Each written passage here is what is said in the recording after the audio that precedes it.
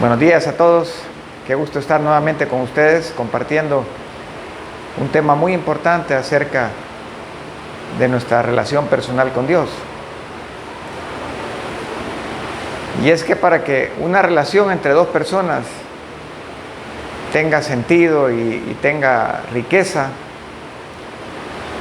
pues dependerá de qué tanto logra uno conocer a la otra persona.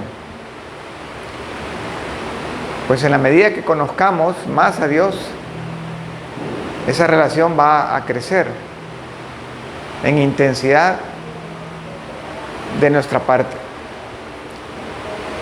Porque del lado de Dios, Él nos conoce 100% y Él nos ama con un amor que nunca se termina, con un amor profundo, que no importa lo que hagamos, Él va a estar siempre con sus ojos puestos en nosotros. Entonces hoy vamos a conocer un atributo más de Dios, y este es la ira de Dios. Casi no oímos de este atributo como una de las partes del carácter de Dios,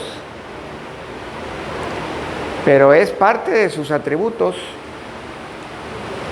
y eso hace que Dios sea perfecto. Sin la ira de Dios faltaría algo bien importante en su carácter, como ya lo vamos a ver a continuación. Empecemos por entender qué es ira, ¿verdad? Y la ira la podemos definir, como ustedes ven acá, como la respuesta emocional a cómo se percibe el mal y la injusticia. ¿Ok? Entonces la ira es una emoción que responde a la presencia del mal, a la presencia de la injusticia en cualquiera de sus presentaciones. Ya sea la mentira de un niño de 5 años hacia sus papás, o ya sea cuando un hombre adulto mata a otra persona. El mal tiene diferentes colores, pero es algo que debemos rechazar. Y la ira es la respuesta emocional a la presencia de ese mal. Y hay diferentes palabras con las que también se denomina la ira. Por ejemplo, está la palabra enojo, es un equivalente a ira. La palabra indignación, la palabra cólera, la palabra irritación. Son diferentes maneras de hablar de ira.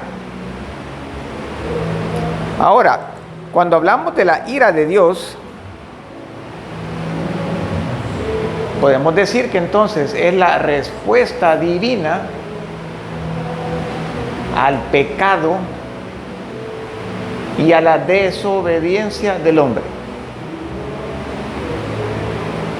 ¿verdad? Entonces es esa parte, ese atributo del carácter de Dios que responde a la irrupción del mal. Y todo mal, ¿verdad?, es pecado porque va en contra de la voluntad de Dios. Desobedecer es pecado, ¿verdad? Va en contra de la voluntad de Dios. Así que la ira de Dios es parte importante a entender que viene también de Dios. Por ejemplo, veamos este texto en Deuteronomio. Recordemos que Deuteronomio es parte de los libros que escribe Moisés. resumiendo esa relación entre Moisés, Israel y Dios. Y ahí se habló mucho del castigo, mucho acerca de la recompensa por lo bueno y el castigo por lo malo. Y vean lo que dice Deuteronomio 32. Ahora levanto mi mano al cielo y declaro. Esto es lo que Dios está diciendo. Tan cierto como que yo vivo, cuando afile mi espada y comience a hacer justicia, me vengaré de mis enemigos y daré su merecido a los que me rechazan. Entonces vean, ahí Dios está hablando de que Él se venga, de que Él le da un merecido a los malos. Y vean cómo lo hace. Haré que mis flechas se emborrachen de sangre y mi espada devorará carne. La sangre de los masacrados y cautivos y las cabezas de los jefes enemigos. Esa descripción, ¿verdad?, tan vívida de una venganza contra los malos es la respuesta emocional, ¿verdad?, de Dios a la presencia del mal aquí en la tierra. Entonces, este texto, como muchos otros que vamos a ir viendo, pues nos dan evidencia clara de que la ira de Dios existe y que no es mala, ¿verdad? Una de las cosas que hay que tener claro es que una cosa es la ira en la persona de Dios y otra cosa es la ira en el ser humano. Entonces, el problema es que cuando pensamos en la ira, lo relacionamos tal vez con la manera que mi papá se enojaba conmigo cuando yo estaba pequeño, o quizás pienso en el policía que me maltrató un día en la calle, o quizás pienso en mi profesor que en la escuela me trató mal. Entonces, cuando me hablan de ira de Dios, digo, uy, qué feo que Dios tiene ira. Pero la ira en las manos de Dios es perfecta. Es justo la medida que se necesita para parar el mal. Así que es importante ponerle atención a la Biblia de cómo es la ira de Dios, porque la ira de Dios no es mala, sino necesaria para parar el mal en el universo. En la Biblia encontramos que Dios no ha hecho ningún intento por ocultar los hechos relacionados con su ira. Él no se avergüenza de hacer saber que la venganza y la furia le pertenecen a Él. Por ejemplo, aquí tengo un cuadro donde están varios hombres y mujeres y animales sobre una peña queriendo sobrevivir al diluvio en el tiempo de Noé. ¿Verdad? Tardíamente se están arrepintiendo y quieren entrar al arca, el arca de Noé, pero ya es demasiado tarde. Entonces, ¿se acuerdan de ese evento que lo describe con detalle, ¿verdad?, el Génesis? Y cualquiera diría, ¿por qué Dios mató a todos los hombres menos a una familia? ¿Verdad? Es una muestra así inmensa de la ira de Dios. Cualquiera de nosotros nos avergonzamos de algunas veces cómo nos hemos enojado y hemos maltratado a otras personas. Y quisiéramos borrar eso de nuestra vida. Pero en el caso de Dios, Él no borra estas cosas, porque lo que Él hace es perfecto. Y tenía una razón para hacerlo. En este caso, el mal había llegado a un punto donde tenía que hacer lo correcto para detenerlo. Es más, vean qué interesante este dato.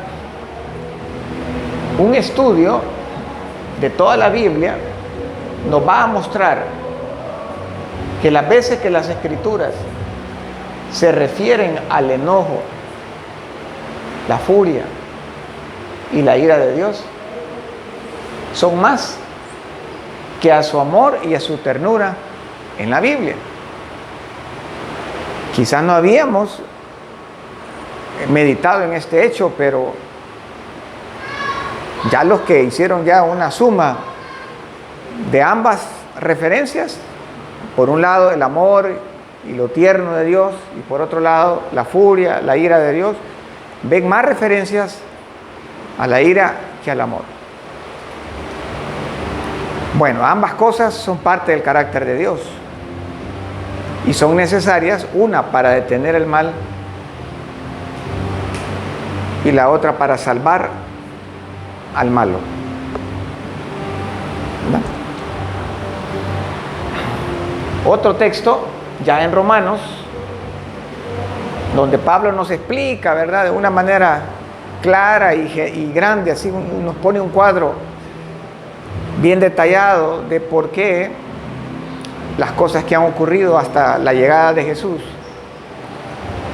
Él dice, porque la ira de Dios se manifiesta o se revela desde el cielo contra toda impiedad e injusticia de los hombres,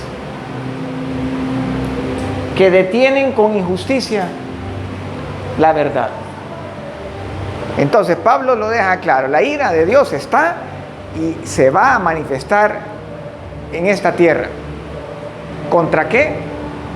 Contra el pecado, en todas sus formas. Porque todo pecado es en contra y detiene la voluntad de Dios, la verdad. Y sabemos que la manera más fuerte que hemos visto aquí en el universo de cómo es la ira de Dios no fue ahí en el diluvio, sino que todavía hubo una manifestación más fuerte que el diluvio. Y fue el día en que Jesús murió en la cruz. Vean este cuadro de Jesús sufriendo, ¿verdad? No solamente físicamente, sabemos que detrás de esta cruz y este Jesús crucificado, habían insultos, había una reacción denigrante hacia su persona. ¿Y quién era Jesús?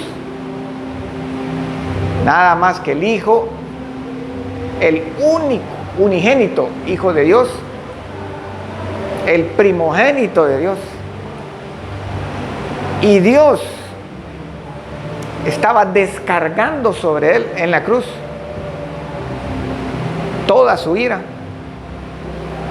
contra el pecado. Aquí a Dios no estaba matando a los malos,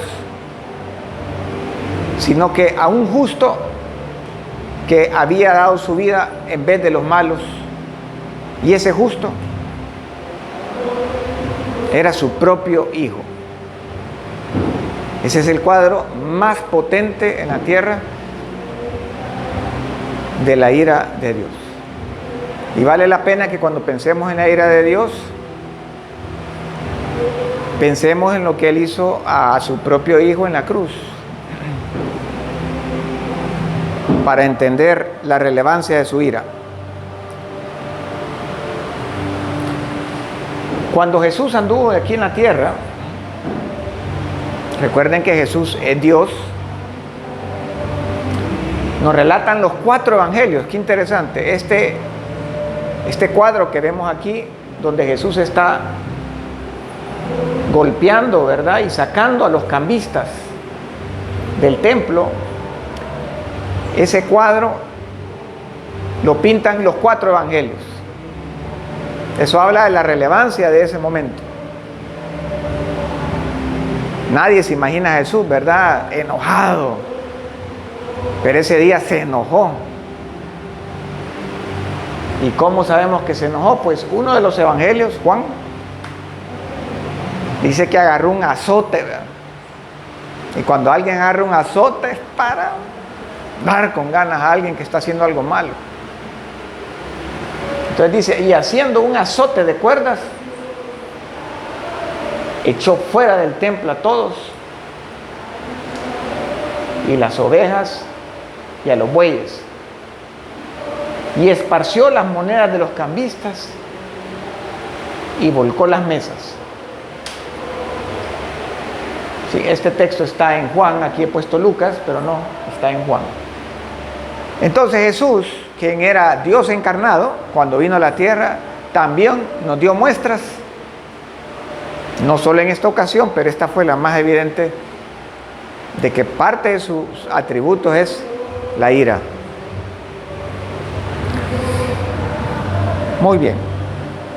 Ahora, ya sabiendo pues que uno de los atributos de Dios es la ira, y para qué es la ira, es importante entender por qué es importante reflexionar sobre la ira de Dios. Dicho sea de paso, si nosotros todavía queremos saber más sobre la ira de Dios, hay que leer Apocalipsis. Porque en Apocalipsis hay una cantidad de juicios contra los hombres de esta tierra que dan terror y miedo, y es la respuesta de la ira de Dios al pecado que cada vez va creciendo más y más y más sobre la tierra. ¿Por qué es importante entonces reflexionar y no hacernos del ojo pacho acerca de la ira de Dios? Sino que así como estudiamos su bondad, su gracia, su amor, su paciencia, su fidelidad, también debemos estudiar su ira. En primer lugar, la ira de Dios conduce a nuestros corazones a estar debidamente impresionados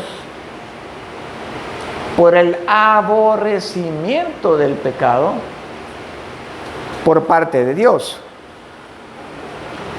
A veces nosotros lo tomamos a la ligera, ¿verdad? El tema del pecado. Bromeamos hasta entre nosotros y decimos un pecadillo de vez en cuando no es malo, dice uno. Pero Dios no ve el pecado así para hacer bromas. O sea, tiene una visión del pecado que la Biblia pues, nos dice claramente que lo aborrece y no juega con el pecado. Así que a la hora de estudiar la ira de Dios en contra del pecado, eso nos va a dar a nosotros una perspectiva correcta de cómo nuestros corazones tienen que ver el pecado. Así como Él lo aborrece, nosotros tenemos que rechazarlo, ¿verdad? Es fácil a veces ver a otro cristiano cometer un error y decimos, no, si él también lo hace. O bastantes hacen también esto, ¿verdad? Pero no, la Biblia dice que si eso que están haciendo es pecado, Dios lo aborrece y debemos abstenernos de entrar en ese juego. En Juan 3:36, vean lo que dice Jesús claramente sobre la ira de Dios. El que cree en el Hijo tiene vida eterna, pero el que rehúsa creer en el Hijo no verá la vida, sino que la ira de Dios está sobre él. Bueno, esto se refiere para aquellos que no han confiado su vida en Jesús, ¿verdad? Si tú que ves este programa nunca has aceptado a Jesús como Señor y Salvador, pues hoy esta diapositiva es malas noticias para ti, porque dice que toda la ira de Dios está sobre ti. Y mira cómo la ira de Dios se manifiesta: en un diluvio, en una cruz, y en el futuro Apocalipsis nos relata una serie de plagas espantosas que van a caer sobre la tierra. Nada hemos visto de eso todavía así de difícil en la tierra. Así que es hoy un momento para aceptar a Jesús como Señor y Salvador, y de esa manera huir de la ira de Dios. Pero bueno, esa ira también está para cualquier pecado que cometamos, ¿verdad? Dios está en contra de eso. Gracias a Dios para los cristianos que esté el perdón de Dios ahí a la mano, porque cuando nos damos cuenta que hemos pecado, podemos, ¿verdad?, confesar ese pecado y recibir el perdón de Dios en ese momento. La ira de Dios no cae sobre nosotros, sino la vida de Jesús, que recibió todo el castigo, nos limpia de todo mal. En segundo lugar, es importante meditar en la ira de Dios, porque la ira de Dios nos conduce a tener un verdadero temor a Dios en nuestras almas. ¿Ok? No debemos de tener miedo a Dios, sino que la palabra correcta es temor a Dios. Ese temor a Dios tiene que ver con entender que Dios debe estar por encima de las decisiones que nosotros tomamos en nuestra vida y que nosotros estamos bajo su control. Si entendemos que ese es el orden de las cosas y respetamos ese orden, entonces tememos a Dios. Pero cuando no tememos a Dios, nos salimos de ese orden donde Dios tiene control de nuestra vida y hacemos lo que queremos. Si hacemos eso, bueno, Dios ni siquiera se tiene que mover. Muchas veces nosotros solos nos vamos a estrellar, porque el pecado, la naturaleza lleva a la gente a estrellarse. Pero como Dios es soberano, si nos ve haciendo algo que no nos gusta, dice la Biblia que a veces permite pruebas para detenernos, y a veces algunas de esas pruebas son muy difíciles. Así que debemos caminar en la vida con un temor reverente a Dios. Estudiar la ira de Dios nos permite que nuestro corazón tenga esa actitud. Y en tercer lugar, es importante meditar en la ira de Dios, porque la ira de Dios conduce a que nuestras almas se dispongan a una ferviente alabanza a Dios por haber sido liberados de la ira venidera. ¿Verdad? La actitud de la mujer pecadora que se fue a la casa de Simón el fariseo y se arrojó a los pies de Jesús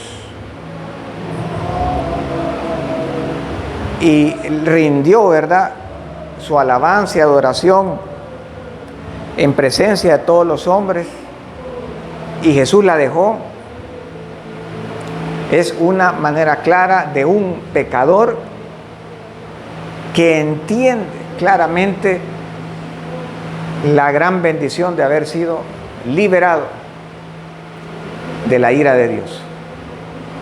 Liberado de la ira de Dios por ser pecador y por haber pecado.